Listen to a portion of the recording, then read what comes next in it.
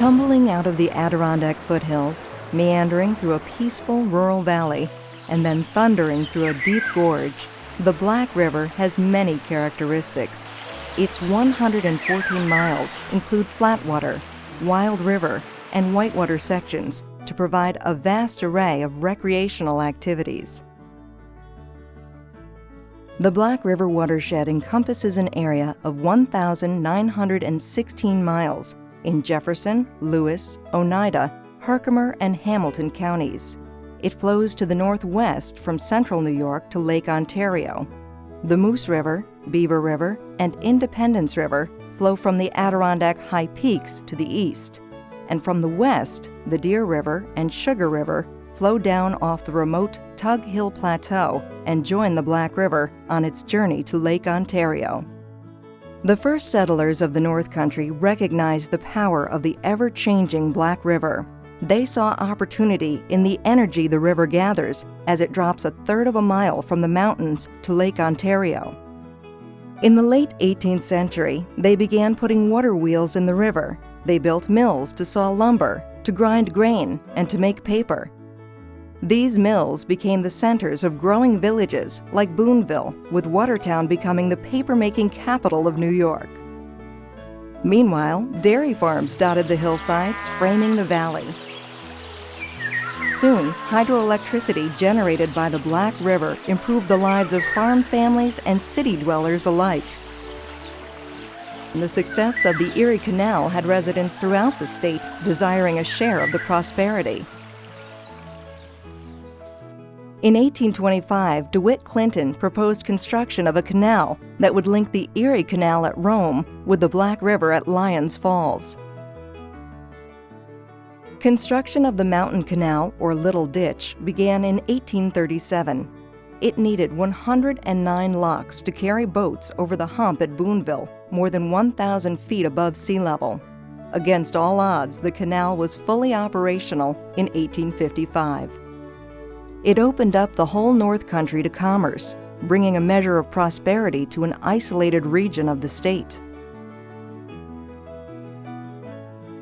Within a few years, a railroad paralleled the canal, just as the canal had been dug parallel to the river. Yet the Black River Canal remained the North Country's water highway for nearly 70 years. It was simply better suited than the railroad for carrying bulk farm produce and lumber. These two parallel waterways, river and canal, were the pulse of the North Country. The river powered the mills and filled the reservoirs. The reservoirs fed the canals, and the canals made delivering products in both directions possible. However, both also suffered the destructive whims of Mother Nature. Minor floods scored the valley every season, and big, costly floods, like the famous washouts of 1869 and 1932, destroyed mills and swept away homes and bridges. Fed by roaring Adirondack and Tug Hill rivers, the Black River would fill with wild, angry water, swelling to 50 times its low water levels. In times of drought, the mills sat idle, their workers laid off, and their water wheels dry and still. On the canal, boats sat stranded for weeks until freed by rains. By the late 19th century, it was clear that something had to be done to help reduce flooding and to supplement low flows during droughts.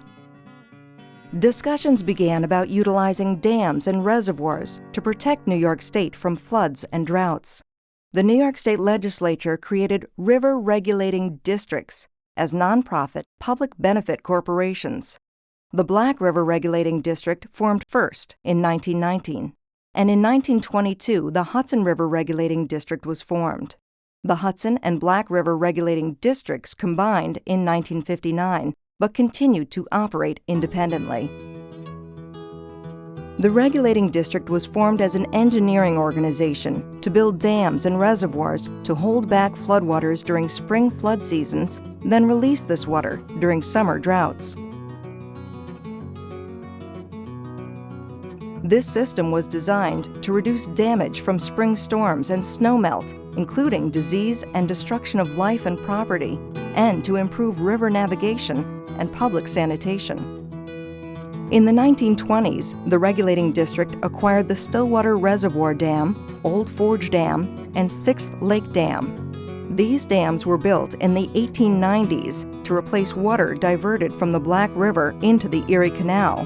Now, the regulating district began using them to regulate the Black River. The Old Forge and Sixth Lake dams on the Fulton chain of lakes release into the Moose River. These two dams are most useful for flood control. In fall and winter, the regulating district releases water that makes room to hold back some of the spring snowmelt surging down the Moose River to join the Black River at Lyons Falls. At the Stillwater Reservoir on the Beaver River, the second largest tributary of the Black River, the regulating district rebuilt the existing dam and raised it by 19 feet in 1924. This more than doubled the reservoir capacity to 35 billion gallons of water. When the regulating district releases water from Stillwater Reservoir during the dry months, it helps keep plants and factories in business. In very dry summers, more than half the flow of the Black River at Watertown and other communities comes from the regulating district. The Black River and Hudson River regulating districts were consolidated in 1959, creating today's Hudson River Black River Regulating District. In accordance with its enabling statute, the costs of operating the two individual watersheds remained separate. The governor appoints a board of 7 members, 3 from the Hudson River area, 3 from the Black River area, and 1 at-large member from anywhere in New York State. This 7-member board sets policy and directs a professional staff. The regulating district has developed precise, modern techniques to exert the most control possible from its 3 dams. It relies on precise, real-time information about reservoir levels and flow rates in the rivers and streams of the Black River watershed. Gauging stations, located in Watertown and on the Moose River, measure the flow of water. The regulating district engineers, field staff, and meteorological observers use automatic chart and digital recorders and other remote sensory equipment to carefully monitor stream flows and precipitation, reservoir levels, and the water content of snow. After collecting and analyzing this information, the appropriate operation of the reservoirs is determined. The regulating district constantly takes the pulse of the entire water system and is able to react to any changes important in a region where 47 inches of rain falls annually, the highest in the state. In other words, those who benefit from flood control and increased flow during droughts pay to build and operate the dams and reservoirs needed to control the rivers. The costs to operate the Black River area are funded by the Black River area statutory beneficiaries and a hydroelectric site agreement for the Stillwater Reservoir Hydroelectric Project located at the Stillwater Reservoir. Today, the Black River Canal stands empty, drained, and silent. Modern hydroelectric generators have replaced many of the old mills.